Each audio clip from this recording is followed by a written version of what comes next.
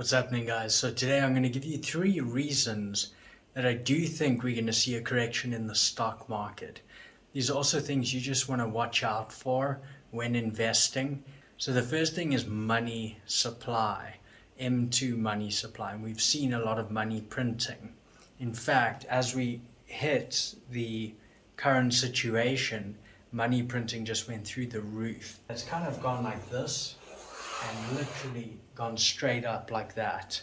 Now what that causes is inflation. However, inflation is delayed. So what happens is your inflation stays low and then it picks up. Inflation rises after the money supply.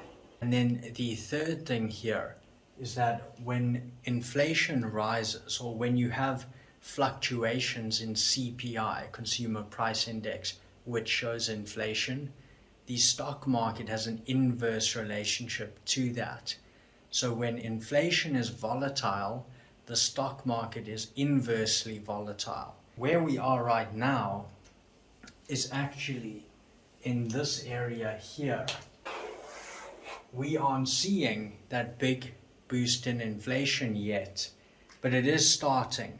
Let's take, for example, last year, May.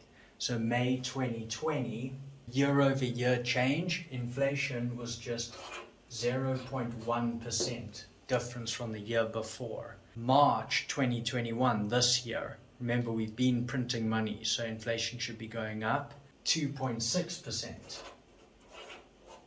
April 2021, we actually have 4.2%. I think it's at 4.7% now. So what that shows us is it is increasing over time, that inflation is going up. And so you can see that's what we're going to see as a result of that money printing for sure. Now remember, when there's inflation volatility, for example, inflation goes up, the stock market has an inverse relationship to that. Now with the stock market at all-time high, we can imagine that relationship. It's going to probably be the other way. Okay, so this is number 1. So we're just going to box this off here. So if we look at the next thing, which is unemployment.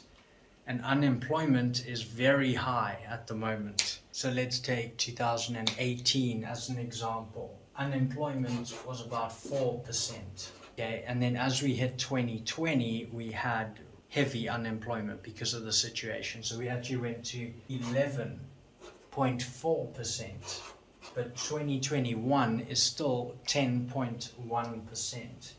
Okay, so that's not really recovering very quickly. And the estimates, even out to 2025, are that in 2025 we're going to still be at 6%. So still much higher than before. And the problem with this is when you have high unemployment, the stock market is always going down. If you look historically, unemployment rises, less people have jobs, less people have disposable income, less work is being done at companies. Generally, the stock market performs very badly. As people become employed and unemployment goes down, you see the stock market really rally and go up. The problem is that we are in really a bad position with unemployment, and the stock market is just going up, up, up, and it shouldn't be. It should naturally be having like a normal correction, which would be healthy, but we aren't seeing that. I think because of the intense money printing, extremely low interest rates, easy to loan money for cheap, easy to invest in stocks, and that's just pushing more money into the markets. Okay, and the last reason is actually price earnings ratios, PE ratios. So the Shiller PE is a very good example of this, or ratio to use. And all a PE is it's saying, well, a company earns this amount of money for providing a service or a product. So if you invest in stocks of that company, if you buy their shares, what's the ratio between that? Between they earn $1, how much do you pay for a share? How much do you pay for the stock in accordance with their earnings? And so the Shiller PE is a good ratio at showing the relationship between whether a stock is pretty expensive because you're paying so much more than what the company is actually earning. Or perhaps a company is quite inexpensive, quite cheap, because it has a very low PE ratio. You're paying, a bit closer to a dollar earned, how much you're paying for the shares. And so a very, very high PE ratio would be like 30 times. And so if we look at this over time, it's very telling though. So this is a quick graph of the S&P 500. Now, this is just over time, it's just a rough drawing. But what I want to represent here is PE ratios are a very good indicator that a market crash is going to happen. So if you look at 1929, this is Black Tuesday. Now the PE ratio at that point was about 33x, okay, over here. Then you've got the crash in 2000. Okay, and that crash happened all the way up at 44x. The Shiller PE was 44x.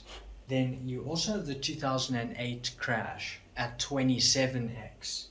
And then right now, the PE ratio, we're actually sitting at a 34x PE ratio.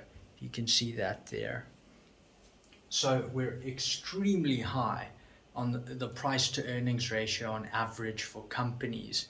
It doesn't mean you can't find some great companies that are great value and not overvalued, but it gets, as this average PE ratio goes up, it's more and more difficult to find a good deal on a company. And so looking at all of this, number one, money printing and inflation, 2, heavy unemployment, and 3, overvalued companies that are just too expensive.